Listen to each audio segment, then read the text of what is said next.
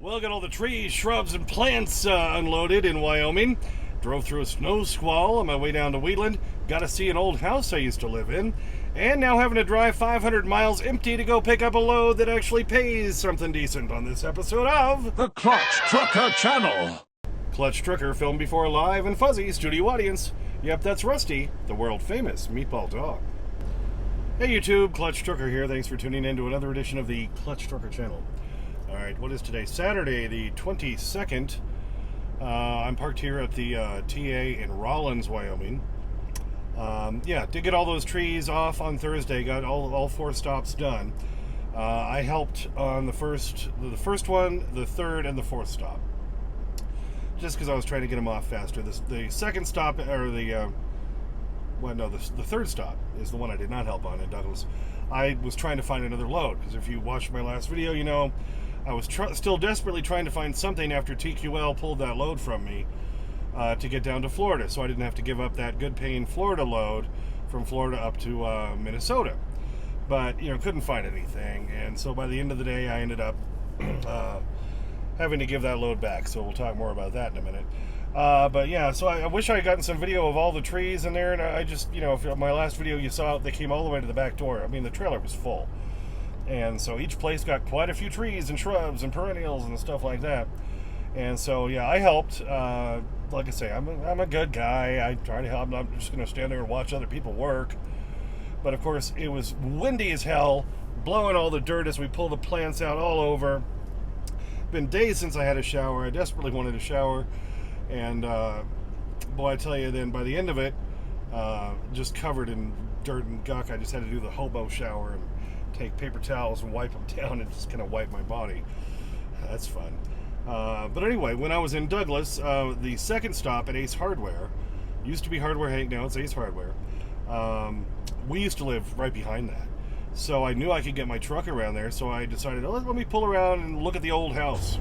Yep, that's where we used to live, right there, 740 Jackson, and they've added a garage. We didn't have the garage when we lived there. It's a modular home, and looks real good. I built that front porch on it. Yep, we would have added that garage if we had stayed there, but, I'm pretty glad we don't live in Douglas anymore. I mean, it's a fine little town of only about 5,000 people. It's a little Wyoming town, and there's just a whole different vibe. So I like being in a little bit bigger city like Cheyenne. They do have a couple of new Dollar Generals there in town, believe it or not. They had threatened years ago when we lived there to build a Walmart, and of course all the local business owners were like, no, we don't want Walmart.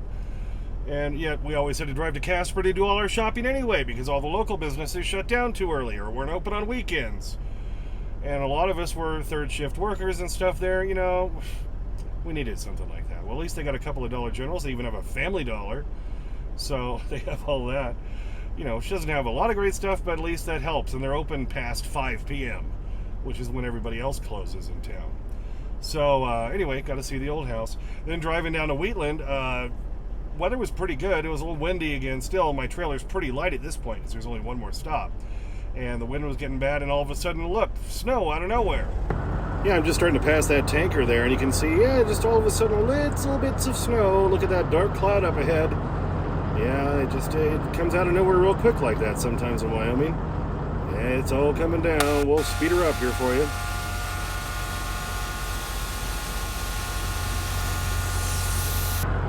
Went under that sign, said wind gusts 40 plus miles an hour. Now look at the snow. It didn't really amount to much, but just enough to get all over the windshield and be just a little bit annoying. What do you think? There you go. Just always love it when it's just nice and fine, and all of a sudden, bang, the weather changes that quickly. It's amazing. So, got down to Wheatland and helped them. They only had 2 guys doing it. So the guy would come up with a forklift with a pallet on it.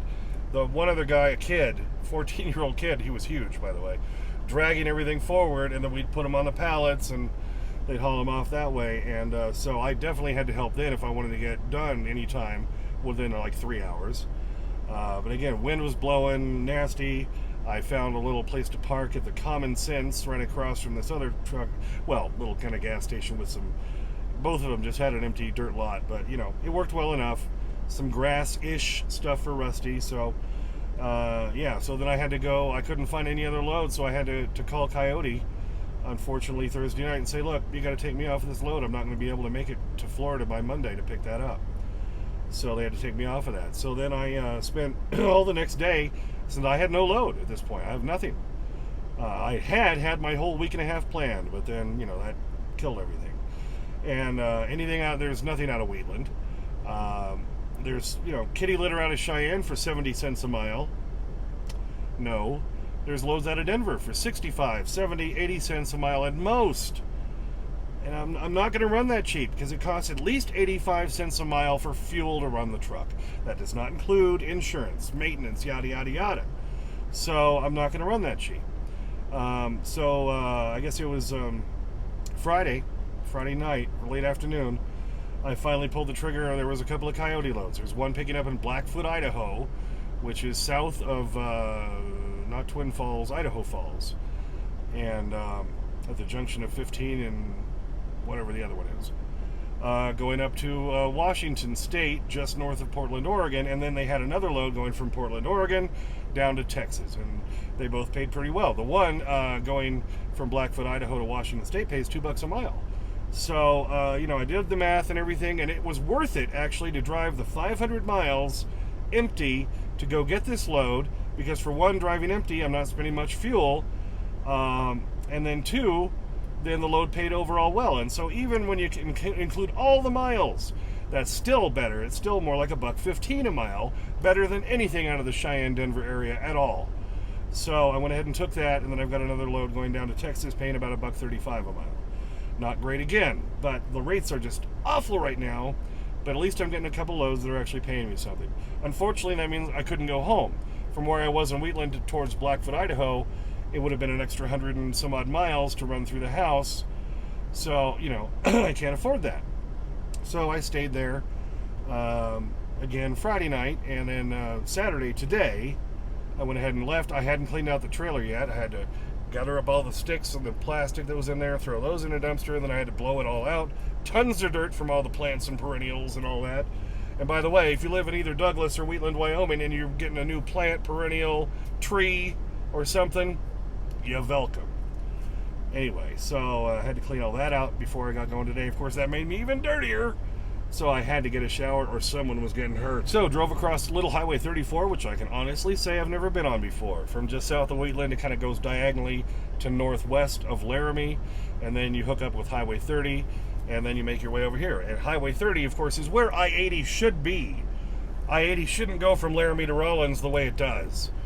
It should have followed Highway 30. As a matter of fact, there's about a 10 to 15 mile stretch where it's a 4-lane highway, because they originally started building I-80 right there. And then some of the upper mucky mucks in the government said, oh no, I-80 needs to go along by Oak Mountain where it's so pretty. Yeah, and that's why it's shut down every winter, you morons. Because that's where they built I-80. They didn't listen to the locals who were telling them, you don't want to put it up there. You should put it along Highway 30, and they didn't. And that's why between Laramie and Rawlins every winter, that gets shut down constantly because of the wind, the snow, the trucks flipping off the road. And it's going to cost them $6 billion if they want to reroute it, which, they won't do. So that's the story of I-80. Anyway, so I made it here to Rawlins. It was only about a 2.5-hour drive. I had to get a shower. Brand new showers here at the Rawlins TA. I was very impressed. It was very nice. All right, so then I could have kept driving tonight all the way to Blackfoot, Idaho, and then taken another 34 reset, which I don't need.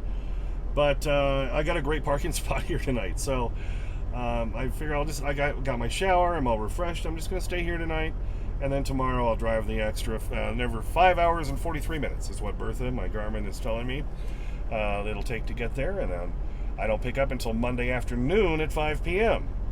So, anyway, I have plenty of time to work with, and maybe I can finally get the air and electric lines changed out tomorrow. It kept snowing on me. Well, look at this picture. Yeah, in Wheatland, kept snowing, and it was windy, and I'm like, I don't want to get out there and do that now when it's cold and snowy. So, never amounted to much. It just was annoying. So, hopefully we can get that done. What do you think? And like I say, soon then I'll try to do the whole Garmin OTR 1010 review. I noticed here at the TA, the Garmin OTR 810, which is the exact same as the one I have, just a little bit smaller version, is on sale for, I think it was $659 or something, because it was originally $700. The 1010 was originally $900, but it's on sale for $659 or $649 or something here. And the 810 isn't that much smaller. It's just after I had the Garmin OTR 1000, I didn't want to go down. So tomorrow we'll be in Blackfoot, Idaho, where we pick up. I'll try to catch some road video tomorrow, and I'm sure I'll have some idiots and ass wagons along the way. What do you think? Well, thanks for tuning in for that one. Just a little quick update. I feel so much better after that shower. My God. Felt real dirty there, Rusty. Yep, he's just like, give me that bedding strip. Thanks for tuning in. As always, please subscribe, please like and comment. I get your comments as soon as I can. Sometimes takes a few days because I'm a working truck driver. Clutch Trucker on Instagram, Clutch Trucker on Twitter. I just posted a couple Rusty pictures there. And as always, sniff that magic YouTube fairy dust. Clutch and Rusty, out. You're going to fire these guys? After all the work they've put in, the sweat, the bloods, and the... No, you're fired too. And now you're firing me. What? You're firing me? What? What? All right, you know the rules. We start down here. Come down here. Here it is, and there it goes. Over there in your pet bed. That's that newer one that Junior sent us, which we love so much. Very good. Oh yeah, muncha. Eat it up, Rusty. It's a beautiful thing. Happy dog. All right. You ready for one more? Oh, there it is. Here it is. Oh, get it. Yes. Yep. The best thing in a dog's life. A beck and strip.